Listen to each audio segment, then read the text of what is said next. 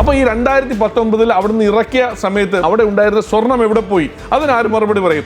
ഇപ്പോൾ ഒരു കാര്യം ഉറപ്പാണ്, കേരളത്തിലെ അയ്യപ്പ ഭക്തർക്ക്, കേരളത്തിലെ വിശ്വാസികൾക്ക് എങ്ങനെയാണ് ശബരിമലയിലേക്ക് പോകേണ്ടതെന്ന് ക്ലാസ് എടുത്തു കൊടുക്കുകയാണ് കേരളത്തിലെ മുഖ്യമന്ത്രിയായ പിണറായി വിജയൻ. ഉണ്ണികൃഷ്ണൻ പോറ്റിയുണ്ടല്ലോ, ഇയാൾ ഈ ലോഹഭാഗങ്ങളൊക്കെ കുറേ നാളുകൾ കയ്യിൽ വെച്ച് പല സ്ഥലങ്ങളിലും കൊണ്ടുപോയി അത് പ്രദർശിപ്പിക്കുന്നു. വലിയ സാമ്പത്തിക ലാഭം തന്നെയായിരിക്കും ഉദ്ദേശിച്ചിട്ടുണ്ടാവുക. അത് അയാളിൽ മാത്രം ഒതുങ്ങുന്ന ലാഭമാണോ?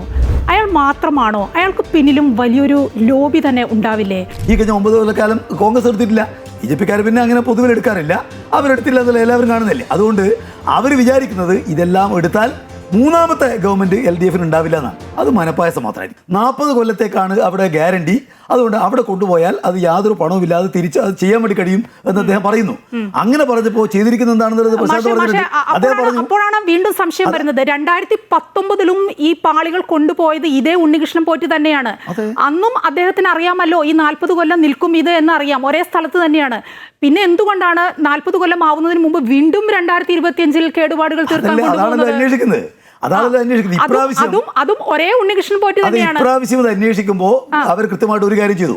വിജിലൻസ് ഉദ്യോഗസ്ഥന്മാര്, അതുപോലെ എക്സിക്യൂട്ടീവ് ഓഫീസർ, തിരുവാഭരണ കമ്മീഷണർ, ഇവരുടെ എല്ലാം സാന്നിധ്യത്തിൽ ഇതാകെ വീഡിയോ ചെയ്തു ഇളക്കിയെടുക്കുന്നത്.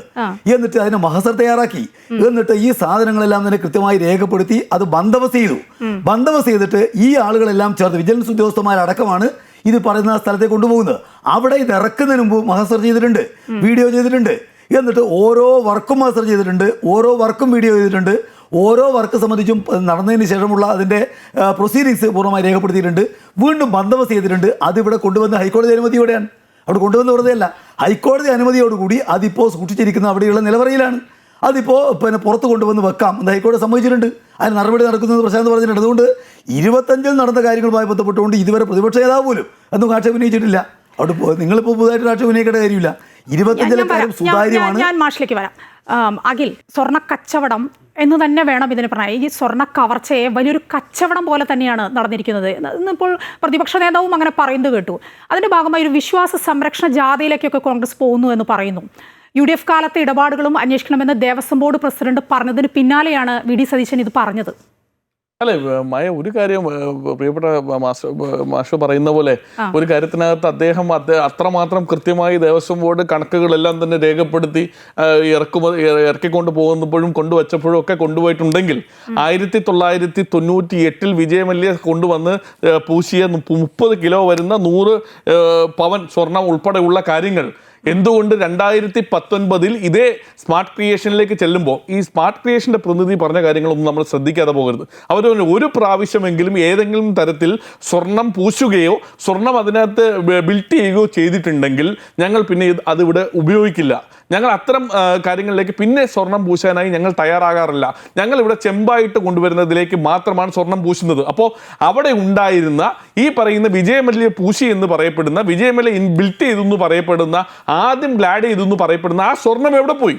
2019 ഇതേ ദേവസ്വം ബോർഡ് സ്മാർട്ട് സൊല്യൂഷനിലേക്ക് കൊണ്ടുപോകുന്ന സമയത്ത് അത് ചെമ്പായിരുന്നു എന്ന് സ്മാർട്ട് ക്രിയേഷന്റെ പ്രതിനിധി തന്നെ മാധ്യമങ്ങളുടെ മുന്നിൽ വന്ന് പറഞ്ഞതാണ്. അപ്പോൾ ഈ 2019 അവിടുന്ന് ഇറക്കിയ സമയത്ത് മാഷ് പറഞ്ഞതനുസരിച്ചാണെങ്കിൽ അവിടുന്ന് ഈ പറയുന്ന ദ്വാരപാലക ശില്പങ്ങളും ഈ പറയുന്ന നമ്മുടെ ശ്രീകോവിലിൻ്റെയും നടയിൽ നിന്ന് ഇളക്കിയ സമയത്തുള്ള അവിടെ ഉണ്ടായിരുന്ന സ്വർണം എവിടെ പോയി? അതിനാരും മറുപടി പറയും. അപ്പോൾ അത് മറുപടി പറയാൻ ഉത്തരവാദിത്തപ്പെട്ടത് 2019 ദേവസ്വം ബോർഡാണ്. 2019 ദേവസ്വം ബോർഡ് മന്ത്രിയാണ്. ഈ പറയുന്ന പോലെ അത് അവിടെ കൊണ്ടുപോകുന്ന സാഹചര്യമുണ്ടായി. അത് കൊണ്ടുപോയതിനു ശേഷം 40 വർഷത്തേക്ക് ഈ പറയുന്നത് പോലെ ഗ്യാരണ്ടി ഉണ്ട് എന്ന് പറയുന്നു. ആ 40 വർഷം ഗ്യാരണ്ടി ഉണ്ടായിട്ടുണ്ടെങ്കിൽ അത് എങ്ങനെ അവിടെ കൊണ്ടുപോയിട്ട് തിരിച്ചു വന്ന സമയത്ത്, സ്വർണം പൂശിയിട്ട് തിരിച്ചു വന്ന സമയത്ത് ഇതേ 40 ദിവസം ഉണ്ണികൃഷ്ണൻ പോറ്റി എടുക്കുക? എന്താ കാര്യം? ചെന്നൈയിൽ ഉൾപ്പെടെ വിവിധ മേഖലകളിൽ കൊണ്ടുപോയി, കർണാടകയിൽ ഉൾപ്പെടെ കൊണ്ടുപോയി, ഈ പറയുന്ന കണ്ണൂർ ഉൾപ്പെടെ കൊണ്ടുപോയി നമ്മൾ പറയപ്പെടുന്നു. ആ കണ്ണൂർ ഉൾപ്പെടെ കൊണ്ടുപോയി പൂജ നടത്തി, ഈ ശബരിമല ശ്രീകോവിലിൻ്റെ പൂജ നടത്തി തിരിച്ചും 40 ദിവസം എടുക്കണമെങ്കിൽ അവിടെ പോയി സ്വർണം പൂശിയ സാധനമല്ല തിരിച്ച് ഈ പറയുന്ന പോലെ ശ്രീകോവിലിന്റെ നടയിലേക്ക് വീണ്ടും വന്നിരിക്കുന്നത്. അതുകൊണ്ടാണല്ലോ അതിന്റെ ക്വാളിറ്റി നഷ്ടപ്പെട്ട് വീണ്ടും ഈ 2025 വീണ്ടും അത് സ്വർണം പൂശാനായിട്ട് കൊണ്ടുപോകുന്ന ഒരു സാഹചര്യം ഉണ്ടായത്. അപ്പോൾ ഇവിടെ കൃത്യമായി ദേവസ്വം ബോർഡിന്റെ ഈ പറയുന്ന പോലെ അതിന്റെ ഉദ്യോഗസ്ഥരുടെ ഭാഗത്തു നിന്നിട്ടായിട്ടുള്ള ആയിക്കൊള്ളട്ടെ, ഈ പറയുന്ന പോലെ ഉണ്ണികൃഷ്ണൻ പോറ്റിയുടെ ഭാഗത്തു നിന്ന് ആയിക്കോട്ടെ, ഇനി സർക്കാരിന്റെ വിവിധ മേഖലകളിൽ ഈ പറയുന്ന മന്ത്രിമാർക്ക് പോലും ബന്ധമുണ്ടോ എന്നുള്ള കാര്യത്തിൽ ഞങ്ങൾ സംശയിക്കുന്ന കാര്യത്തിൽ എന്താണ് തെറ്റ്? മാഷ് പറഞ്ഞ പോലെ ദേവസ്വം ബോർഡിന് ആർക്കും സംശയമില്ല എന്ന് പറയുന്നു. ദേവസ്വം വിജിലൻസ് തന്നെ കഴിഞ്ഞ ദിവസം കോടതിയിൽ കൊടുത്ത അഫിഡവിറ്റ് അനുസരിച്ച് എന്താണ് പറഞ്ഞിട്ടുള്ളത്? 2019 ദേവസ്വം ബോർഡിനെ ഞങ്ങൾ ഈ കാര്യത്തിൽ സംശയിക്കുന്നു എന്നാണ് പറഞ്ഞിരിക്കുന്നത്. 2019 ദേവസ്വം ബോർഡ് പ്രസിഡന്റിന് ഇതിനകത്ത് ഉത്തരവാദിത്തം ഉണ്ട് എന്നാണ് കോടതിയിൽ ദേവസ്വം വിജിലൻസ് കൊടുത്തിരിക്കുന്ന റിപ്പോർട്ടിന്റെ അടിസ്ഥാനത്തിൽ. ആ സമയത്ത് ജീവനക്കാരെ അതിനകത്ത് സംശയത്തിന് നിഴലിൽ കണ്ടിരിക്കുന്ന റിപ്പോർട്ടാണ് അവിടെ ദേവസ്വം ബോർഡ് നൽകിയിരിക്കുന്നത്. അപ്പോൾ ഈ പറയുന്ന പോലെ അങ്ങനെ ദേവസ്വം ബോർഡിനും ദേവസ്വം ജീവനക്കാർക്കും ബന്ധമുണ്ടെങ്കിൽ അത് കൃത്യമായി ദേവസ്വം മന്ത്രിക്കും ബന്ധമുണ്ട്. ഒരു കാര്യം ഓർത്തോളൂ, ഇവർ ഏതെങ്കിലും ജീവനക്കാരുടെ തലയിൽ കൊണ്ടുവന്ന് കെട്ടിവെക്കാൻ ശ്രമിക്കും. ഇവർക്കൊരു ഇരയെ കിട്ടാനൊന്നും വലിയ പാടില്ല. കൊലപാതകം നടത്തിയാൽ പോലും പകരം ആളെ ജയിലിൽ കയറ്റുന്ന സമ്പ്രദായമുള്ള പാർട്ടിയാണ് കമ്മ്യൂണിസ്റ്റ് മാർക്സിസ്റ്റ് പാർട്ടി. യഥാർത്ഥത്തിൽ സ്വർണ്ണക്കൊള്ള നടത്തിയ, യഥാർത്ഥത്തിൽ ഇതിനകത്ത് ഭഗവാന്റെ മുതൽ കട്ടുകൊണ്ടുപോയത് ആരാണെന്നുള്ളത് പൊതുസമൂഹത്തിനെതിരെ ബോധ്യപ്പെടുത്താൻ ഞങ്ങൾക്ക് ഉത്തരവാദിത്തമുണ്ട്. ഇവിടെ അദ്ദേഹം പറഞ്ഞു, ഇവിടെ ശബരിമല അയ്യപ്പ സംഗമം കണ്ട് വിറളി പൂണ്ടാണ് പ്രതിപക്ഷം ഇത്തരത്തിലുള്ള പ്രവർത്തനം കാഴ്ചവെച്ചത്. എന്ത് തരത്തിലുള്ള സ്റ്റേറ്റ്മെന്റ് ആണ്? ഒരു കാര്യം ചോദിക്കട്ടെ, ഏത് തരത്തിലാണ് ഇവർക്ക് അയ്യപ്പനോട് ഇത്രയും വലിയ ആത്മാർത്ഥത ഉണ്ടായിട്ടുള്ളത്? അയ്യപ്പ ഭക്തരോട് ഏത് തരത്തിലാണ് ഇവർക്ക് ആത്മാർത്ഥത ഉണ്ടായിട്ടുള്ളത്? ഒരു കാര്യം ചോദിച്ചോട്ടെ, ഏതെങ്കിലും തരത്തിൽ ആത്മാർത്ഥത ഉണ്ടായിട്ടുണ്ടെങ്കിൽ ഈ പറയുന്ന പോലെ വിശ്വാസ സംരക്ഷണത്തിന് വേണ്ടി സമരം നടത്തിയ ആരുടെയൊക്കെ എത്രയോ ആളുകൾക്കെതിരെ കേസെടുത്തു. ആ കേസെടുത്തതൊന്ന് പിൻവലിച്ചിട്ട് വേണ്ടേ ഒരു മിനിമം ഒന്ന് ഈ പറയുന്ന പോലെ അയ്യപ്പ ഈ അയ്യപ്പ സംഗമം നടത്താൻ പോകേണ്ടത്. ഈ ആഗോള അയ്യപ്പ സംഗമത്തിന് തൊട്ട് മുന്നായി എന്താണ് ബഹുമാനപ്പെട്ട മന്ത്രി പറഞ്ഞ സ്റ്റേറ്റ്മെന്റ്? ഈ അയ്യപ്പ സംഗമവുമായി ബന്ധപ്പെട്ട് 1 രൂപ പോലും സർക്കാരോ ദേവസ്വം ബോർഡിന്റെയോ പൈസ ഞങ്ങൾ ഉപയോഗിക്കില്ല, ഇത് മുഴുവൻ സ്പോൺസർഷിപ്പിലൂടെ നടത്തുന്ന സാഹചര്യമാണെന്ന് പറയുന്ന സാഹചര്യം ഉണ്ടായി. പക്ഷേ ഇതിനകത്ത് എസ്റ്റിമേറ്റ് കൊടുത്തിരിക്കുന്നത് 8.5 കോടി രൂപയാണ്. ഒരു കാര്യം നിങ്ങൾ മനസ്സിലാക്കിക്കോ, 5 കോടി രൂപ ഭരണാനുമതി നൽകിയിരിക്കുന്നു ദേവസ്വം ബോർഡ്. ആ 5 കോടിയിൽ നിന്ന് 3.5 കോടി രൂപ നൽകിയിരിക്കുകയാണ് ദേവസ്വം ബോർഡ്. ആർക്കെന്നറിയാമോ? ഊരാലിങ്കൽ സൊസൈറ്റിക്ക് വേണ്ടി. എന്തിനാ കൊടുത്തിരിക്കുന്നത്? ഈ അയ്യപ്പ സംഗമം നടത്താൻ കേരളത്തിൽ തിരുവനന്തപുരം പാറശാല മുതൽ കാസർഗോഡ് വരെ നിങ്ങൾ ഫ്ലെക്സ് ബോർഡുകൾ വെച്ചത് കണ്ടല്ലോ. അതിൽ എവിടെയാ അയ്യപ്പന്റെ പടം? പിണറായി വിജയന്റെ പടം വെച്ച്, ദേവസ്വം മന്ത്രിയുടെ പടം വെച്ചിട്ട് വച്ച അയ്യപ്പ സംഗമത്തിന്റെ ബോർഡുകളാണ് നമ്മൾ കണ്ടത്. അല്ലാതെ ഒരിടത്തും നമ്മൾ എന്ത് കണ്ടിട്ടില്ല? അയ്യപ്പന്റെ ഒരു ചിത്രം പോലും കണ്ടിട്ടില്ല. ഏത് തരത്തിലാണ് ഇവർ അയ്യപ്പ സംഗമം നടത്തിയത്? ഇപ്പോ പുതിയ ഒരു ട്രെൻഡ് ഉണ്ടല്ലോ, ഏത് മൂടാണ് ഓണം മൂഡ് എന്നൊക്കെ പറയുന്നത് പോലെ ഇപ്പോഴത്തെ സാഹചര്യത്തിൽ മുഖ്യമന്ത്രി കൃത്യമായി ഹിന്ദു മൂഡിലാണ്. മനു, കുറെ നേരമായി ഞാൻ മനുവിലേക്ക് അധികം പോയില്ല. മനു, ഈ ദേവസ്വം അധ്യക്ഷൻ പത്മകുമാർ പറഞ്ഞ കാര്യങ്ങളൊക്കെ കേട്ടതാണല്ലോ. ഇപ്പോൾ കേൾക്കുന്നത് 2ാം FIR വന്നപ്പോൾ അതിൽ പത്മകുമാർ അടക്കമുള്ളവർ 8ാം പ്രതിസ്ഥാനത്തുണ്ട്, പ്രതിപട്ടികയിലുണ്ട് എന്നൊക്കെയാണ് കേൾക്കുന്നത്. പത്മകുമാർ ഉയർത്തിയ വാദങ്ങളൊക്കെ പൊളിയുകയാണോ? ബോർഡിന്റെ കർത്തവ്യ നിർവഹണം അതൊന്നു വേണം. അത് അന്നത്തെ ബോർഡായാലും ഇന്നത്തെ ബോർഡായാലും ശബരിമല പോലെയുള്ള ഒരു ക്ഷേത്രവുമായി ബന്ധപ്പെട്ട കാര്യങ്ങളാവുമ്പോൾ കൃത്യമായ കർത്തവ്യ നിർവഹണം വേണം. അതിൽ വലിയ പിടിപ്പുകേട് ഉണ്ടായി ഈ ബോർഡുകളുടെ കയ്യിൽ എന്നല്ലേ മനസ്സിലാക്കേണ്ടത്? അത് പത്മകുമാറിന്റെ കാലത്തായാലും പ്രശാന്തിന്റെ കാലത്തായാലും അങ്ങനെ വേണ്ട കരുതാൻ. അല്ല, അത്തരം ദീർഘമായ നമ്മൾ ചർച്ചകളോ വിശകലനങ്ങളോ ഒന്നും ചെയ്യണ്ടല്ലോ. അതായത് കോൺഗ്രസിൻ്റെ കാലഘട്ടത്തിൽ അവിടെ സ്വർണം പൂശി ഒരു ഗ്യാരണ്ടി ഉണ്ട്, 40 വർഷം 45 വർഷം അത് കണക്ക് നോക്കണം. അങ്ങനെ ഗ്യാരണ്ടി കൊടുത്ത ഒരു സ്വർണം പൂശി കൊണ്ടുവച്ചൊരു ശില്പം കുറേ വർഷങ്ങൾക്ക് ശേഷം അടുത്ത ടൈമായിട്ട് കമ്മ്യൂണിസ്റ്റുമായിട്ട് പറയുന്നു. അതേ ആൾക്ക്, ഉണ്ണികൃഷ്ണൻ പോറ്റിയാണ് ആദ്യം ചെയ്തത്, അതേ ആൾക്ക് വീണ്ടും നിങ്ങൾ കൊണ്ടുപോയി സ്വർണം പൂശി കൊണ്ടുവരുമെന്ന് പറഞ്ഞു കൊടുക്കുന്നു. ഒരു സംശയം അവർക്ക് തോന്നിയില്ല. നിങ്ങൾ ഇത്രയും വർഷത്തെ ഗ്യാരണ്ടി തന്നൊരു കാര്യത്തിൽ 5 വർഷങ്ങൾക്കിപ്പുറം തന്നെ ഈ മങ്ങലുകൾ ഏൽക്കുന്നു, അതിലെന്തെങ്കിലും സംശയമുണ്ടോ എന്ന് കമ്മ്യൂണിസ്റ്റ് പാർട്ടിയുടെയും ദേവസ്വം ബോർഡ് ഭരണകൂടത്തിനും തോന്നിയില്ല. പത്മകുമാറിന് ഒന്നും തോന്നിയിട്ടില്ല. അവരെന്ത് ചെയ്തു? അതേ ഉണ്ണികൃഷ്ണൻ പോറ്റിക്ക് കൊടുത്തു വിട്ടു. അതിനുശേഷം വീണ്ടും ഉണ്ണികൃഷ്ണൻ പോറ്റി കൊണ്ടുപോകുന്നു, നാട് മുഴുവൻ കറങ്ങുന്നു, കൊണ്ടുവയ്ക്കുന്നു, ഇപ്പോൾ വീണ്ടും അദ്ദേഹത്തിന് തന്നെ കൊടുത്തുവിടാൻ തീരുമാനിക്കുന്നു. അതായത് ഉണ്ണികൃഷ്ണൻ പോറ്റി കോൺഗ്രസിൻ്റെ കാലഘട്ടത്തിൽ ചെയ്തതും ഇവരുടെ തന്നെ മുൻകാലഘട്ടത്തിൽ ചെയ്തതും ഒന്നും ഇവർക്കൊരു അസ്വാഭാവികതയും അതിൽ തോന്നിയിട്ടില്ല എന്ന് പറയുമ്പോൾ തന്നെ വ്യക്തമല്ലേ ഇതിനകത്ത് എന്തൊക്കെ ക്രമക്കേട് നടന്നു എന്നുള്ളത്. 2, അയ്യപ്പ സംഗമത്തെക്കുറിച്ച് പറഞ്ഞു, വിശ്വാസികളെക്കുറിച്ച് സംസാരിക്കാനുള്ള അവകാശത്തെക്കുറിച്ച് പറഞ്ഞു. ഇപ്പോൾ ഒരു കാര്യം ഉറപ്പാണ്, കേരളത്തിലെ അയ്യപ്പ ഭക്തർക്ക്, കേരളത്തിലെ വിശ്വാസികൾക്ക് എങ്ങനെയാണ് ശബരിമലയിലേക്ക് പോകേണ്ടതെന്ന് ക്ലാസ് എടുത്തു കൊടുക്കുകയാണ് കേരളത്തിലെ മുഖ്യമന്ത്രിയായ പിണറായി വിജയൻ. അദ്ദേഹം ക്ലാസ് എടുക്കുകയാണ്. എന്നിട്ട് അയ്യപ്പ സംഗമം നടത്തിയിട്ട് അദ്ദേഹം വിളിക്കുകയാണ്, നിങ്ങൾ വിളിക്കേണ്ടത് അയ്യപ്പത്തിന്തകത്തോ കാലക്ക് മെത്തെ, അത് കൃത്യമായിട്ട് പറയണമെന്ന് ക്ലാസ് എടുത്തു കൊടുക്കുകയാണ്.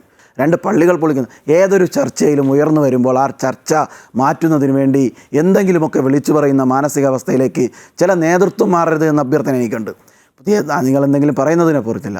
ഇപ്പോൾ എന്താണ് പള്ളി പൊളിക്കുന്നതിനെ കുറിച്ചുള്ള ചർച്ച? തലശ്ശേരി കലാപം മുതൽ നിരവധിയായ പള്ളികൾ ഈ കേരളത്തിൻ്റെ മണ്ണിൽ പൊളിക്കാൻ ശ്രമിച്ചതും ഒക്കെ രേഖകളുടെ അടിസ്ഥാനത്തിൽ പരിശോധിച്ചാൽ ആരാണെന്നും അതിൽ പ്രതികൾ ആരാണെന്നും നിയമസഭയുടെ രേഖകൾ എടുത്താൽ തന്നെ ആരാണെന്നും ഒക്കെ ഈ നാടിന് നന്നായി അറിയാവുന്നതല്ലേ. ഇനി വട്ടമിട്ട് പറക്കുന്ന EDയെയും വട്ടമിട്ട് പറക്കുന്ന എൻഫോഴ്സ്മെൻറ്റിനെ കുറിച്ചൊക്കെയാണ് സംസാരം. വട്ടമിട്ട് പറക്കുകയാണല്ല, നമുക്ക് തെളിവില്ലാതെ എടുക്കുന്നില്ല എന്നൊക്കെ അദ്ദേഹം പറഞ്ഞു. അതിനർത്ഥം കേന്ദ്ര സർക്കാർ കൃത്യതയോടുകൂടി അന്വേഷിച്ച് തെളിവുകൾ കണ്ടെത്തി മാത്രമേ ഒരു കേസിൽ മുന്നോട്ട് പോകൂ എന്ന് കേന്ദ്ര സർക്കാരിന്റെ സർട്ടിഫിക്കറ്റ് കൊടുത്തിരിക്കുകയാണ് പ്രകാശ് മാസ്റ്റർ. അത് കണ്ടെത്തുമ്പോൾ ആരെ കണ്ടെത്തുന്നുള്ളത്. ശബരിമല വിഷയത്തിൽ കേന്ദ്ര സർക്കാരിന്റെ ഒരു ഇടപെടൽ അത് എങ്ങനെയായിരിക്കും, അതിന് എന്തിനാണ് സാധ്യത? ഇപ്പോൾ സംസ്ഥാന സർക്കാരിന്റെ പോലീസിനെ തന്നെയാണ് ഇപ്പോൾ ഏൽപ്പിച്ചിരിക്കുന്നത്, SIT ഒക്കെ. അതിന് പരിമിതികളുണ്ട്. അതൊക്കെ കേന്ദ്ര സർക്കാരിനും അറിവുള്ളതല്ലേ. ഒരു കേന്ദ്ര ഏജൻസിയെ ഏൽപ്പിക്കാൻ അതിനൊരു സാധ്യത കാണുന്നുണ്ടോ? ഞങ്ങൾ ആഗ്രഹിക്കുന്നുണ്ട്. കേരളത്തിലെ പോലീസിനോട് ഭരണ സംവിധാനങ്ങൾ ആഭ്യന്തര വകുപ്പിന് കീഴിൽ തന്നെ പ്രവർത്തിക്കുന്ന ഒരു സംവിധാനം ഇത് അന്വേഷിച്ചു കഴിഞ്ഞാൽ ആഭ്യന്തര വകുപ്പ് കൈകാര്യം ചെയ്യുന്നവരിലേക്കോ ഈ കാര്യങ്ങളിലൊക്കെ എത്തിപ്പെടാനുള്ള സാധ്യത വളരെ വിരളമാണ്. ഞങ്ങളത് പ്രതീക്ഷിക്കുന്നുണ്ട്. പക്ഷേ ഒരു ഫെഡറൽ സംവിധാനത്തിലെ സിസ്റ്റമായി മാത്രമാണ് ഈ കാര്യങ്ങൾ കേന്ദ്ര സർക്കാർ ചെയ്യുക എന്നുള്ളതാണ് ഞങ്ങൾ പ്രതീക്ഷിക്കുന്നത്. പക്ഷേ കേരളത്തിലെ ജനങ്ങളുടെ ആശങ്ക, കേരളത്തിലെ ഭക്തജന സമൂഹം ആഗ്രഹിക്കുന്ന ഒരു നടപടി കേന്ദ്ര സർക്കാരിൻ്റെ ഭാഗത്തു നിന്നുണ്ടാകുന്ന പ്രവർത്തനങ്ങൾക്ക് ഭാരതീയ ജനതാ പാർട്ടി കേരളത്തിൽ നിന്ന് ശക്തമായ ആവശ്യവും അതിന് വേണ്ടിയിട്ടുള്ള നടപടികളും ഞങ്ങൾ സ്വീകരിച്ചിട്ടുണ്ട്. അതോടൊപ്പം ഈ ജനങ്ങളുടെ ആവശ്യങ്ങളെ പൊതുസമൂഹത്തിൽ കൊണ്ടുവരാനുള്ള പ്രക്ഷോഭങ്ങളും ഞങ്ങൾ നടത്തും. കാരണം അയ്യപ്പന്മാർ എങ്ങനെ പോകണമെന്ന് ക്ലാസ് എടുക്കുന്ന ഒരു മുഖ്യമന്ത്രിയെ അതിൻ്റെ ഉദ്ദേശം ഇരുട്ടിൻ്റെ മറവിൽ തലയിൽ തുണികളിട്ട് പോലീസുകാരുടെ സഹായത്തോടു കൂടി വിശ്വാസവഞ്ചന ചെയ്യാൻ, വിശ്വാസങ്ങൾക്കെതിരായി അവിടെ ഒരു ആചാര ലംഘനം നടത്താൻ തയ്യാറെടുത്തൊരു ഗവൺമെൻറ്റിൽ നിന്ന് ഇതിൽ നിന്ന് അപ്പുറം എന്താണ് നമ്മൾ പ്രതീക്ഷിക്കേണ്ടത്? പ്രകാശ് മാസ്റ്റർ, ഈ അയ്യപ്പ സംഗമം അത് നല്ല അർത്ഥത്തിലാണ്, ശബരിമലയുടെ നവോത്ഥാനം ഉദ്ദേശിച്ചുകൊണ്ടാണെങ്കിൽ അത് നല്ലത് തന്നെയാണ്. അതൊക്കെ അവിടെ നിൽക്കട്ടെ. പക്ഷേ ഈ ഭക്തരായ ശബരിമല പ്രക്ഷോഭകാലത്ത് വർഷങ്ങൾക്ക് മുമ്പ് കേസിലുൾപ്പെട്ട കുറേ ഭക്തരുണ്ട്, ഇപ്പോഴും നമുക്ക് ചുറ്റുമുണ്ട്. ആ കേസുകളൊക്കെ ഇനിയിപ്പോൾ എങ്ങനെയായിരിക്കും മുന്നോട്ട് പോവുക? അതേക്കുറിച്ചൊന്നും സർക്കാരിനോട് ചോദിക്കുമ്പോൾ ഉത്തരമില്ല. ഉത്തരം നിങ്ങൾ കാണാത്തതുകൊണ്ടാണ്. ധർമ്മശാസ്താവ് കോൺഗ്രസിന്റെയോ BJPയുടെ ഒന്നും അല്ല, അയ്യപ്പ ഭക്തരുടേതാണ്. അതെ, അയ്യപ്പ ഭക്തന്മാരിൽ ഭൂരിപക്ഷം കേരളത്തിൽ CPM അനുഭാവികളാണ്. അതിനെപ്പറ്റിയൊന്നും ഇവർ വർത്തമാനം പറഞ്ഞ് വല്ലാതെ പ്രയാസപ്പെടേണ്ട കാര്യമില്ല. പിന്നെ ഒരു ഗീബൽസിയൻ തന്ത്രമുണ്ടല്ലോ, അതാണ് പയറ്റിക്കൊണ്ടിരിക്കുന്നത്. ഇവിടെ ഇപ്പോൾ പറഞ്ഞല്ലോ, കോൺഗ്രസിൻ്റെ പ്രതിനിധി പറഞ്ഞു കേസ് പിൻവലിച്ചിട്ടില്ല. നിയമസഭയിൽ രേഖയുണ്ടല്ലോ, അതുമായി ബന്ധപ്പെട്ട 82% കേസുകൾ പിൻവലിച്ചു. പിൻവലിക്കാൻ ബാക്കിയുള്ളത് ക്രിമിനൽ ആക്ടിവിറ്റീസ് ഉള്ള അവിടുത്തെ കോടതികൾ പിൻവലിക്കാൻ തയ്യാറാവാത്ത കേസ് മാത്രമാണ്. നിരന്തരമായിട്ട് പിൻവലിച്ചിട്ടില്ല എന്ന് പറഞ്ഞാൽ മാത്രം അത് പിൻവലിക്കാതെ ആവുമോ? ഇവിടെ ഇത്തരം കാര്യങ്ങളെ സംബന്ധിച്ച് നിയമപരമായിട്ട് തന്നെ നിങ്ങൾക്ക് പരിശോധിച്ചാൽ കാണാൻ വേണ്ടി കഴിയുമല്ലോ. കളവ് പ്രചരിപ്പിക്കുകയാണ് വളരെ വ്യക്തമായതിലേക്ക്. ഇപ്പോൾ ഇദ്ദേഹം പറഞ്ഞല്ലോ ഈ ക്ഷേത്രങ്ങളും ഇതൊക്കെ ആയിട്ട് ബന്ധപ്പെട്ടിട്ട്, ഇവിടെ വിശ്വാസികളുമായി ബന്ധപ്പെട്ടുകൊണ്ട് കൃത്യമായ കാഴ്ചപ്പാടുള്ള പാർട്ടിയാണ് CPM. വിശ്വാസികളുടെ വിശ്വാസത്തെയും അവകാശങ്ങളെയും സംരക്ഷിക്കാൻ ജീവൻ കൊടുക്കേണ്ടി വന്നാൽ അത് കൊടുക്കുന്ന പാർട്ടിയാണ് CPM. ഇവിടെ BJPക്കാരാണല്ലോ തലശ്ശേരിയിൽ ഇദ്ദേഹമില്ലല്ലോ, ഞങ്ങൾ കണ്ണൂർ ജില്ലക്കാരൻ ആണല്ലോ ഞാൻ. തലശ്ശേരിയിൽ അവിടെ കലാപം നടത്താൻ വേണ്ടി ഇവർ മുന്നോട്ടേക്ക് വന്നപ്പോൾ UK കുഞ്ഞിരാമനെ കൊന്നത് BJPക്കാരാണ്. എന്തിനു വേണ്ടി? പള്ളിക്ക് കാവൽ നിന്നുള്ള കുറ്റത്തിന്. പള്ളിയിൽ ഞങ്ങൾക്ക് വിശ്വാസത്തിൻ്റെ അല്ലെങ്കിൽ കുഞ്ഞിരാമൻ മുസ്ലിമായിരുന്നു കൊണ്ടൊന്നുമല്ല, വിശ്വാസികളുടെ വിശ്വാസത്തെ സംരക്ഷിക്കുക എന്നുള്ളത് ഞങ്ങളുടെ ചുമതലയാണ്, നിങ്ങൾക്കറിയാം. പിന്നെ കേരളത്തിലെ ആരാധനകൾ സംരക്ഷിക്കാൻ ഇപ്പോൾ ആരാ ജനങ്ങൾ ഏൽപ്പിച്ചിരിക്കുന്നത്? ഈ ഗവൺമെൻറ്റിനല്ലേ. അതിപ്പോൾ കോൺഗ്രസ് ഏൽപ്പിക്കാൻ വേണ്ടി കഴിയും? ഉമ്മൻചാണ്ടി ഗവൺമെൻറ്റിൻ്റെ കാലത്തുള്ള ആളിപ്പോൾ ഏൽപ്പിക്കാൻ കഴിയില്ലല്ലോ. കേരളത്തിലെ ഭക്തജനങ്ങൾ, കേരളത്തിൽ ഭൂരിപക്ഷം ഭക്തജനങ്ങളാണ്, ഹിന്ദു ആയാലും മുസ്ലിം ആയാലും ക്രിസ്ത്യാനി ആയാലും. അവരിൽ ഭൂരിപക്ഷം ആളുകളുടെ പിന്തുണ കൊണ്ട് ഭരിക്കുന്ന മുഖ്യമന്ത്രിയാണ് പിണറായി വിജയൻ. നിങ്ങൾക്ക് ഇഷ്ടമുണ്ടാവില്ല, പക്ഷേ കേരളത്തിലെ ഭക്തജനങ്ങൾ ദേവസ്വം ബോർഡ് കൈകാര്യം ചെയ്യാൻ, അതുപോലെ തന്നെ ആരാധനാ സംവിധാനങ്ങൾ ഏർപ്പെടുത്താൻ, ഭക്തജനങ്ങളുടെ വിശ്വാസം സംരക്ഷിക്കാൻ ഏൽപ്പിച്ചിരിക്കുന്നത് ഉമ്മൻചാണ്ടിയെയോ BJPക്കാരെയോ ഒന്നും അല്ല, ഏൽപ്പിച്ചിരിക്കുന്നത് ഞങ്ങളെയാണ്. അത് കൃത്യമായി ചെയ്യുക ഞങ്ങളുടെ ചുമതലയുടെ ഭാഗമായിട്ടാണ് നിങ്ങൾ പരിഗണിക്കുന്നത്. ഇവിടെ ഇപ്പോൾ BJPക്കാർ പറഞ്ഞപ്പോൾ നിങ്ങൾ കാണാൻ വേണ്ടി കഴിയും, വാവര സ്വാമിയെ സംബന്ധിച്ച് BJPക്കാരൻ പറഞ്ഞ തികഞ്ഞ അന്യായക്കാരെ സംബന്ധിച്ച് കോൺഗ്രസ്സുകാരൻ ഉണ്ടായിട്ടുണ്ടോ? വാവര സ്വാമി എന്ന് പറഞ്ഞാൽ അയ്യപ്പൻ്റെ എതിരാണ്, അയ്യപ്പനെ തോപ്പിക്കാൻ വേണ്ടി ശ്രമിച്ച ആളാണ്. അതുകൊണ്ട് യഥാർത്ഥത്തിൽ നമ്മൾ പൂജിക്കേണ്ടത് വാവരയല്ല, അതിന് വാപുരസ്വാമി എന്ന് പറയുന്നൊരു സ്വാമിയുണ്ട്. അദ്ദേഹത്തിന് വേണ്ടിയിട്ട് അവിടെ ക്ഷേത്രം കെട്ടാൻ പോകുന്നു എന്ന് പറഞ്ഞ ആളുകളല്ലേ ഈ പറയുന്ന BJPക്കാർ. എന്ന് പറഞ്ഞാൽ വളരെ വ്യക്തമായിട്ട് എങ്ങനെയാണ് ജനങ്ങളെ മതപരമായിട്ട് ഭിന്നിപ്പിക്കുക, അതിനുവേണ്ടി സമയമല്ലേ ഈ പറയുന്ന സമാന്തര ഈ പ്രസംഗത്തിൽ നടത്തിയത്. ഒരക്ഷരമുരിയാടുള്ള കരുത്ത് കാണിക്കുന്നുണ്ട് കോൺഗ്രസ്. മതേതര പാർട്ടിയാണെന്ന് പറഞ്ഞാൽ മാത്രം പോരാ, രാജ്യത്തിലെ ജനങ്ങളെ ഭിന്നിപ്പിക്കാൻ ഇവിടെ BJPക്കാർ ശ്രമിക്കുമ്പോൾ അധികാര കസേരകൾ വേണ്ടിയിട്ട് അതെല്ലാമായിട്ട് സന്ധി ചെയ്യുക, ആ നിലപാട് ഇവർ സ്വീകരിക്കുന്നത്. പിന്നെ അയ്യപ്പ സംഗമത്തിൽ ഇവർ പങ്കെടുക്കാത്തതിൽ ഞങ്ങൾക്ക് പ്രയാസമുള്ള കാരണം കഴിഞ്ഞ 9 കൊല്ലമായിട്ട് LDFന്റെ ഗവൺമെന്റ് നടപ്പിലാക്കിയ ഒരൊറ്റ ജനോപകാരപ്രദമായ കാര്യങ്ങളിൽ കോൺഗ്രസ് സഹകരിച്ചിട്ടില്ല, ഒരു കാര്യത്തിലുണ്ടായിട്ടില്ല. അവർ എല്ലാറ്റിനും എതിർക്കുക എന്തോ ഒരു പണിയാണെന്നുള്ള നിലക്കാണ് കാര്യങ്ങൾ കൈകാര്യം ചെയ്യുന്നത്. അതൊന്നും കൂടി ഞങ്ങൾക്ക് വേവലാതിയില്ല. കേരളത്തിലെ ഭക്തജനങ്ങൾ ഈ കാര്യങ്ങളെല്ലാം ബോധ്യപ്പെടുന്നതിന് ഞങ്ങൾക്ക് യാതൊരു പ്രയാസമില്ല. ഇന്ന് കേരളത്തിൽ ഏറ്റവും വലിയ ജനപിന്തുണയുള്ള പാർട്ടി CPM ആണെന്നുള്ള കാര്യത്തിൽ ഞങ്ങൾക്ക് അശേഷ സംശയമില്ല. അതിൽ ഭൂരിപക്ഷം ഭക്തജനങ്ങളാണ്. അവരെ കാര്യങ്ങൾ ബോധ്യപ്പെടുത്താൻ ഞങ്ങൾക്ക് അനായാസേന സാധിക്കുന്നതാണ്. പക്ഷേ ഈ ശബരിമലയിലെ വിഷയം അത് പെട്ടെന്ന് ഒതുങ്ങി പോകുമെന്ന് തോന്നുന്നില്ല. ഇനിയിപ്പോൾ സംസ്ഥാനം തദ്ദേശ തെരഞ്ഞെടുപ്പിലേക്ക് കടക്കുകയാണ്. അത് കഴിഞ്ഞാൽ പിന്നെ മാസങ്ങളേ ഉള്ളൂ 2026 നിയമസഭാ തെരഞ്ഞെടുപ്പിലേക്കൊക്കെ വരികയാണ്. ഈ തെരഞ്ഞെടുപ്പ് കാലത്ത് ഈ വിഷയം തന്നെ ആയിരിക്കില്ലേ പ്രതിപക്ഷം ഉയർത്തിക്കൊണ്ടുവരിക BJP? ജനകീയ പ്രശ്നങ്ങളൊന്നും ഇവിടെ BJPക്കും കോൺഗ്രസും ഉന്നയിക്കാനില്ലല്ലോ. ഈ കഴിഞ്ഞ 9 വർഷക്കാലം ജനങ്ങളുടെ പ്രശ്നവുമായി ബന്ധപ്പെട്ട് എന്തെങ്കിലും ഒരു പ്രക്ഷേപം അത് നടത്തിയതായിട്ട് കോൺഗ്രസ് പറയട്ടെ, UDF പറയട്ടെ? ഇല്ല. അവർക്ക് ഈ പറയുന്ന പോലെ ജനങ്ങളുടെ മനസ്സിനകത്ത് ആഴത്തിൽ വേരോട്ടമുള്ള വിശ്വാസം, ആരാധന, ദൈവം, അത്തരം കാര്യങ്ങളിൽ സെൻസിറ്റീവായിട്ട് കാര്യങ്ങൾ ഉന്നയിക്കുക, ഇതല്ലേ അവർ ഉദ്ദേശിക്കുന്നുള്ളൂ. പുരോഗതി എന്തെങ്കിലും ഉണ്ടാകുന്നുണ്ടോ അതിനെല്ലാം തടയുക. ഇവിടെ ഈ പറയുന്ന പോലെ K-ഫോൺ വന്നു കഴിഞ്ഞാൽ അതിനെ തടയുക. അതുപോലെ തന്നെ K-റെയിൽ വരുമ്പോൾ അതിനെ തടയുക. വികസന പ്രവർത്തനങ്ങളെ തടയുക. വിശ്വാസം ഉപയോഗിച്ചുകൊണ്ട് രാഷ്ട്രീയം കളിക്കുക. ഇതിനപ്പുറം ജനകീയ പ്രശ്നങ്ങൾ എന്തെങ്കിലും ഒന്ന് ഈ കഴിഞ്ഞ 9 കൊല്ലക്കാലം കോൺഗ്രസ് എടുത്തിട്ടില്ല. BJPക്കാർ പിന്നെ അങ്ങനെ പൊതുവിൽ എടുക്കാറില്ല. അവരെടുത്തില്ല എന്നുള്ള എല്ലാവരും കാണുന്നില്ലേ. അതുകൊണ്ട് അവർ വിചാരിക്കുന്നത് ഇതെല്ലാം എടുത്താൽ മൂന്നാമത്തെ ഗവൺമെൻറ് LDFന് ഉണ്ടാവില്ല എന്നാണ്. അത് മനപ്പായസം മാത്രമായിരിക്കും. അങ്ങനെയാണെങ്കിൽ ഈ വിശ്വാസ സംരക്ഷണം എന്ന് പറയുന്ന കാര്യം മുഖ്യമന്ത്രി പിണറായി വിജയൻ ഇപ്പോൾ 9ാമത്തെ വർഷമാണ് മുഖ്യമന്ത്രി സ്ഥാനത്ത്, 10ാം വർഷത്തിലേക്ക് ഒക്കെ ആണല്ലോ. ഇത്രയും കാലം ഇല്ലാത്ത ഒരു വിശ്വാസ സംരക്ഷണം അത് എങ്ങനെയാണ് ഇപ്പോൾ പെട്ടെന്ന് വന്നത്? വിശ്വാസ സംരക്ഷണത്തിന് ജാഥ നടത്തുന്നത് കോൺഗ്രസ് ആണല്ലോ. ഞങ്ങൾക്ക് വിശ്വാസത്തോടെ എല്ലാ കാലത്തും ഒരേ നിലപാടാണ്. സംരക്ഷണം എന്ന് ചോദിച്ചത് ആഗോള അയ്യപ്പ സംഘം സംബന്ധിച്ച് ഞങ്ങൾ പറഞ്ഞിട്ടുണ്ട്. അതിന്റെ പ്രശ്നം പറയാം. ഇന്ത്യ രാജ്യത്താകെ ഹിന്ദു ആരാധനാ കേന്ദ്രങ്ങളെ ആയുധപ്പുരകളാക്കി മാറ്റി ജനങ്ങളെ മതപരമായി ഭിന്നിപ്പിക്കാൻ BJP ശ്രമിക്കുമ്പോൾ മതേതര ബോധം നല്ലതുപോലെ പ്രകടിപ്പിക്കുന്ന ഇന്ത്യയിലെ തന്നെ പ്രശസ്തമായിട്ടുള്ള ഒന്നാണ് അയ്യപ്പൻ. അവിടെ വാവരുണ്ട്, അവിടെ വേളാങ്കണ്ണി മാതാവ് നിങ്ങൾ കാണണം. ഇന്ത്യയിൽ ഒരാരാധന കേന്ദ്രത്തിലും ഈ 3 മതക്കാരും ഒന്നിച്ചു ചെയ്യുന്ന ഒരു ആരാധന കേന്ദ്രമില്ല. ഇവിടെ വേളാങ്കണ്ണി മാതാവുണ്ട്, അവിടെ കാണിക്കയിടും, എന്നിട്ട് വാവരസ്വാമി കാണും, എന്നിട്ടാണ് അയ്യപ്പനെ കാണുന്നത്. മതേതരത്വത്തിൻ്റെ, അതുകൊണ്ടാണ് നിങ്ങൾ പറഞ്ഞത് ഇത് മതേതര ആത്മീയതയുടെ കേന്ദ്രമാണ്. ഇന്നത്തെ ഇന്ത്യക്കകത്ത് ഏറ്റവും ആവശ്യമാണ് മതേതര ആത്മീയത. അതിന് കേന്ദ്രമാണ് അയ്യപ്പൻ്റെ ക്ഷേത്രം എന്നുള്ളത് കൊണ്ടാണ് അതിനെ ലോകമാകെ പ്രൊജക്റ്റ് ചെയ്യുക. ഇത് മാതൃകാപരമായിട്ട് മുന്നോട്ട് കൊണ്ടുപോകുക എന്നുള്ള നിലക്ക് ആഗോള അയ്യപ്പ സംഗമം നടത്താൻ തീരുമാനിക്കുന്നത് ആ പശ്ചാത്തലത്തിലാണ്. മനുവിനും ഇതിൽ മറുപടി പറയാനുണ്ടെന്ന് അറിയാം. ആദ്യം അഖിലേക്ക് വരാം. അഖിൽ പറയാം, പെട്ടെന്ന് പറയാം. എനിക്ക് മാഷിന്റെ ഏറ്റവും വലിയ രസകരമായി തോന്നിയ മറുപടി ഏറ്റവും വലിയ അയ്യപ്പ ഭക്തരുള്ള കമ്മ്യൂണിസ്റ്റ് മാർക്സിസ്റ്റ് പാർട്ടിയിലാണെന്ന് പറഞ്ഞപ്പോഴത്തെ വലിയൊരു സന്തോഷമുണ്ട്. കാരണം കമ്മ്യൂണിസ്റ്റ് മാർക്സിസ്റ്റ് പാർട്ടി ഇവിടെ മാനുവലിന് തന്നെ കൃത്യമായ മാറ്റം വരുത്തി തുടങ്ങി എന്നുള്ളതാണ്. കാരണം അയ്യപ്പ ഭക്തന്മാരെ ഉൾപ്പെടെ ഭക്തന്മാർ തന്നെ പാടില്ല എന്നുള്ള ഒരു സിസ്റ്റം ഉള്ള ഒരു പാർട്ടിയാണ് കമ്മ്യൂണിസ്റ്റ് മാർക്സിസ്റ്റ് പാർട്ടി. എന്തായാലും കുഴപ്പമില്ല. എന്തായാലും അത്തരത്തിലേക്കുള്ള മാറ്റം, ഒരു ചേഞ്ച് നല്ലതാണ്. എന്തായാലും വിശ്വാസ സംരക്ഷണത്തിന് വേണ്ടിയിട്ട് കമ്മ്യൂണിസ്റ്റ് മാർക്സിസ്റ്റ് പാർട്ടി ചെയ്ത ത്യാഗം ഇതിനു വേണ്ടിയിട്ടായിരുന്നു എന്നുള്ളത് കഴിഞ്ഞ 5 കോടി രൂപയുടെ കണക്ക് ഞാൻ നേരത്തെ പറഞ്ഞല്ലോ. 3.5 കോടി രൂപ ഊരാളുങ്കൽ സൊസൈറ്റി കൊടുത്ത കാര്യത്തിനകത്ത് സംശയമൊന്നുമില്ല. അത് കൃത്യമായിട്ട് പൈസ ദേവസ്വം ബോർഡ് ഫണ്ട് തന്നെ നൽകിയിട്ടുണ്ട്. പിന്നെ ഏത് തരത്തിലാണ് ഇവർ സ്പോൺസർമാരുടെ കയ്യിൽ നിന്ന് സാമ്പത്തികം തിരിച്ച് കണ്ടെത്തുക എന്നുള്ള കാര്യം നമുക്ക് കണ്ടറിയാം. അത് അടുത്ത നിയമസഭയിൽ ഉൾപ്പെടെ നമുക്ക് കാണാൻ കഴിയാവുന്ന കാര്യങ്ങളാണ്. എന്തായാലും അത്തരം കാര്യങ്ങളിലേക്ക് ഇന്ന് പോകുന്നില്ല. പിന്നെ അധികാരത്തിന്റെ ഇടനാഴികളിലേക്ക് കണ്ണും നട്ട് നോക്കിയിരിക്കുന്ന അഡ്ജസ്റ്റ്മെന്റ് രാഷ്ട്രീയത്തിന്റെ കാര്യമൊക്കെ മാഷി പറയുമ്പോൾ ഒരു കാര്യം ഓർക്കേണ്ടത്, എന്തുകൊണ്ടാണ് മുഖ്യമന്ത്രിയുടെ മകളുടെ കാര്യവുമായി ബന്ധപ്പെട്ടിട്ട് കേന്ദ്ര ഏജൻസികൾ മുഖ്യമന്ത്രിയിലേക്ക് എത്താത്തത്? ഒരു തവണ പോലും മുഖ്യമന്ത്രിയുടെ മകളെ ഒന്ന് ചോദ്യം ചെയ്യാൻ കഴിയാത്തത്? മുഖ്യമന്ത്രിയുടെ മകനെതിരെ വന്ന ആരോപണവുമായി ബന്ധപ്പെട്ട് കൃത്യമായ ഒരു മറുപടി പറയാൻ കേന്ദ്രത്തിനോ കേരളത്തിലോ സർക്കാരിനോ കേന്ദ്രത്തിലെ സർക്കാരിന്റെ പ്രധാനപ്പെട്ട പ്രതിനിധികൾക്കോ നേതാക്കന്മാർക്കോ കഴിയാതെ പോയൊരു സാഹചര്യം എന്തുകൊണ്ടുണ്ടാകുന്നു? അത് തന്നെയാണ് ഞങ്ങൾ പറയുന്നത്. ഏറ്റവും മികച്ച രീതിയിൽ അഡ്ജസ്റ്റ്മെന്റ് രാഷ്ട്രീയം നടത്തുന്നത് കേരളത്തിലെ കമ്മ്യൂണിസ്റ്റ് മാർക്സിസ്റ്റ് പാർട്ടിയും BJPയും ആണെന്നുള്ള കാര്യത്തിൽ ഞങ്ങൾക്കൊരു സംശയവുമില്ല. അതുകൊണ്ട് വിശ്വാസികൾക്ക് വേണ്ടി, യഥാർത്ഥ മതേതരത്വം കാത്തു സൂക്ഷിക്കുന്നതിനു വേണ്ടി, യഥാർത്ഥ ജനകീയ വിഷയങ്ങളിൽ ഇടപെടുന്നതിനു വേണ്ടി, ജനങ്ങൾക്കൊപ്പം നിൽക്കുന്നതിനു വേണ്ടി, അയ്യപ്പനൊപ്പം നിൽക്കുന്നതിനു വേണ്ടി ഞങ്ങൾക്ക് കഴിയുന്നത് പോലെ ആത്മാർത്ഥമായി പ്രവർത്തിക്കാൻ കഴിയുന്ന കാര്യങ്ങൾ. ഒരു കാര്യം പറഞ്ഞോട്ടെ. ഇവിടെ വികസനത്തിന്റെ കാര്യം പറഞ്ഞു. വികസനത്തിന്റെ കാര്യം പറഞ്ഞ മാഷ് പറഞ്ഞ 3 കാര്യങ്ങളാണ്. ഒന്ന് K-ഫോൺ, ഒന്ന് K-റെയിൽ.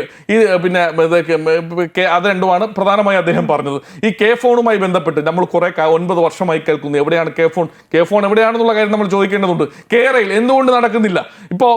ഇപ്പോൾ അവർ ഏറ്റവും ഒടുവിൽ പറയുന്നത് വിഴിഞ്ഞം തുറമുഖം ഞങ്ങളുടേതാണ്, ഈ മെട്രോ റെയിൽ ഞങ്ങളുടെയാണ്. ഇതൊക്കെ കൃത്യമായി ഏത് കാലഘട്ടത്തിൽ വന്നതെന്നുള്ളത് കൃത്യമായി പൊതുജനങ്ങൾക്കും കേരള സമൂഹത്തിനും ബോധ്യമുള്ളത്, കേരളത്തിലെ മാധ്യമങ്ങൾക്കും നന്നായിട്ട് അറിയാവുന്ന കാര്യങ്ങളാണ്. അപ്പോൾ ഈ പറയുന്ന വിശ്വാസ സംരക്ഷണവുമായി ബന്ധപ്പെട്ടൊക്കെ തന്നെ ഈ ആഗോള അയ്യപ്പ സംഗമം തന്നെ നടത്തിയത് എന്തിനു വേണ്ടിയിട്ടാണെന്ന് ആത്മാർത്ഥമായി ഒന്ന് പരിശോധിച്ചു കഴിഞ്ഞാൽ അവിടെയും ഒരു സാമ്പത്തിക തിരിമറിക്ക് വേണ്ടിയിട്ടാണെന്നുള്ളത് പറയാതിരിക്കാൻ കഴിയില്ല. പിന്നെ PS പ്രശാന്തിനെ പോലെയുള്ള ഒരാളിനെയൊക്കെ ഞങ്ങൾക്ക് വളരെ വ്യക്തമായിട്ട് അറിയാം. കാരണം കുറച്ചു കാലം കോൺഗ്രസിന്റെ സഹയാത്രികനായി നടന്ന വ്യക്തി തന്നെയാണ് അദ്ദേഹം. എന്തിനാണ് അദ്ദേഹത്തിനെ കൊണ്ട് ശബരിമലയിൽ ഇപ്പോൾ ദേവസ്വം ബോർഡ് പ്രസിഡന്റ് ആക്കിയിരിക്കുന്നതെന്ന് വെച്ച് കഴിഞ്ഞാൽ കുരങ്ങനെ കൊണ്ട് പൂമാല ചാർത്തി ഏറ്റവും നല്ല കുരങ്ങനെ കൊണ്ട് തുള്ളിക്കാൻ കഴിയുന്ന ഒരാളായിട്ട് അവിടെ ഇരുന്നു കൊണ്ട് എല്ലാത്തരം മോഷണത്തിനും കൂട്ടുനിൽക്കാൻ കഴിയുന്ന നല്ല ബെസ്റ്റ് ആളാണെന്നുള്ളത് കൊണ്ട് തന്നെയാണ് അദ്ദേഹത്തെ അവിടെ ദേവസ്വം ബോർഡായി സ്ഥാപിച്ചിരിക്കുന്നത് എന്നുള്ള കാര്യം ഞങ്ങൾക്ക് ബോധ്യമുണ്ട്. അതുകൊണ്ട് ഈ അമ്പലക്കൊള്ളയ്ക്കകത്ത് ഈ അമ്പലക്കൊള്ള നടത്തിയ കമ്മ്യൂണിസ്റ്റ് മാർക്സിസ്റ്റ് പാർട്ടിക്കും ഈ അമ്പലക്കൊള്ള നടത്തിയ ദേവസ്വം ബോർഡിനും ഇതിനകത്ത് കൃത്യമായി മാർക്സിസ്റ്റ് പാർട്ടിക്കും അതിന്റെ നേതാക്കന്മാർക്കും പങ്കുണ്ട് എന്നുള്ള കാര്യത്തിൽ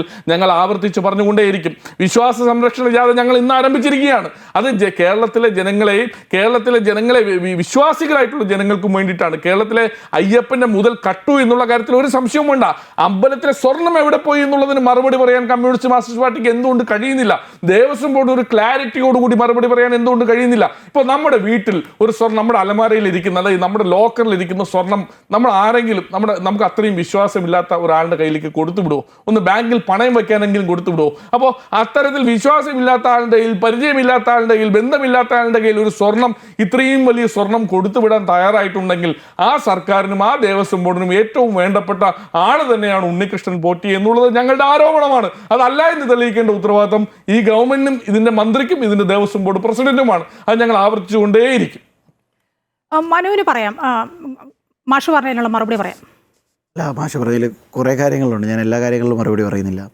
ഈ വികസനത്തെക്കുറിച്ച് മാഷൊരു ഇത് പറഞ്ഞു. കമ്മ്യൂണിസ്റ്റ് പാർട്ടി വിശ്വാസത്തെക്കുറിച്ച് ആദ്യം ഇവിടെ പറഞ്ഞതിനെ ഞാൻ പറഞ്ഞു. കമ്മ്യൂണിസ്റ്റ് പാർട്ടിയിൽ പിണറായി വിജയൻ സഖാവും കമ്മ്യൂണിസ്റ്റ് പാർട്ടിയും തന്നെയാണ് അയ്യപ്പന്മാരെ ശബരിമലയിലേക്ക് എങ്ങനെയാണ് കെട്ടുനിറക്കേണ്ടത് എന്ന് പഠിപ്പിക്കേണ്ടത് എന്നുള്ളതും. പിന്നെ വിശ്വാസത്തിൻ്റെ സങ്കല്പത്തെക്കുറിച്ചൊക്കെ പറഞ്ഞു. അത് സംരക്ഷിക്കാൻ വേണ്ടി പ്രതിജ്ഞാബദ്ധമാണ് കമ്മ്യൂണിസ്റ്റ് പാർട്ടി എന്നുള്ളതാണ്. ഗണപതി ഹോമം നടത്തരുതേ എന്ന് വയലയിൽ എഴുതി ചേർത്ത് വെച്ച് ഏറ്റവും കൂടുതൽ ഹിന്ദുക്കളുള്ള ഏറ്റവും കൂടുതൽ ഹിന്ദുക്കളുള്ള നിങ്ങളുടെ പാർട്ടി ഇതിൽ ഞാൻ കേട്ടില്ല, ഞാൻ വായിച്ചിട്ടുള്ളതാണ്. ഞാൻ അയച്ചു തരാം മാഷി, സമയം കിട്ടും വായിച്ചാൽ മാഷി. ഏറ്റവും കൂടുതൽ ഹിന്ദുക്കളുള്ള പാർട്ടിയാണ് ഞങ്ങളുടേത് എന്ന് പറഞ്ഞിട്ട് ഒരു സ്കൂളിൽ ഒരു മാനേജ്മെൻറ്റ് ഒരു ഗണപതി ഹോമം നടത്തി. അതിനെതിരെ DYFIയുടെ ശക്തമായ പ്രതിഷേധം. അദ്ദേഹത്തിൻ്റെ സ്കൂളിൻ്റെ ഒരു ബിൽഡിംഗ് പണിതിട്ട് അവിടെ ഒരു ഗണപതി ഹോമം നടത്തിയതിൽ ശക്തമായ പ്രതിഷേധം. പാർട്ടി പ്രവർത്തകർക്ക് മാനുവൽ ഇറക്കിയ ആൾക്കാർ എന്താണ് വിശ്വാസം, എന്താണ് വിശ്വാസമില്ലായ്മ, എങ്ങനെ ജീവിക്കണം എന്ന് കമ്മ്യൂണിസ്റ്റ് പാർട്ടി എന്താണ്, ഇതിനെക്കുറിച്ചൊന്നും എനിക്കറിവില്ലായിരിക്കും. മാഷ് വളരെ സീനിയർ ആയതുകൊണ്ട് എൻ്റെ അറിവില്ലായ്മയായിരിക്കാം. ഞാൻ സമ്മതിക്കുന്നു, കേരളത്തിലെ ഏറ്റവും വലിയ ഗുരുസ്വാമിയാണ് പിണറായി വിജയൻ. അത് സമൂഹം അത് വിശ്വസിക്കുന്നെങ്കിൽ വിശ്വസിച്ചോട്ടെ, അതിനെക്കുറിച്ച് ഞാൻ തർക്കിക്കാനുമില്ല. വികസനത്തെക്കുറിച്ച് BJPക്കാർക്ക് എന്ത് പറയാനെന്ന്. ഇന്ത്യയിലെമ്പാടും ഉണ്ടാകുന്ന റോഡ് വികസനത്തിൻ്റെ ഭാഗമായി, ഈ രാജ്യത്ത് എല്ലായിടവും ഉണ്ടാകുന്ന റോഡ് വികസനത്തിൻ്റെ ഭാഗമായി കേരളത്തിലുണ്ടാകുന്ന റോഡ് വികസനം കാണുന്നുണ്ട്. ആ ബൈപ്പാസിലും ഹൈവേയിലും കൊണ്ട് ഫ്ലക്സ് വെച്ച് ആ വികസനത്തിൻ്റെ ആനുകൂല്യം പറ്റാൻ നിൽക്കുന്ന കൂട്ടർ ഞങ്ങൾ വികസനത്തെ പറയരുത്. ഇന്ത്യയിലെമ്പാടും ഉണ്ടാകുന്ന വികസനത്തിൻ്റെ കുതിപ്പിൽ ഈ BJP മുന്നിൽ നിന്ന് നയിക്കുന്നതിൻ്റെ ഭാഗമാണ്. കേരളം അതിൻ്റെ ഭാഗമാണ്, അതിൻ്റെ പങ്ക് പറ്റുന്നുണ്ട്. അതിന് കേരളത്തിനും അഭിമാനകരമായ നിരവധി നിമിഷങ്ങളുണ്ട്.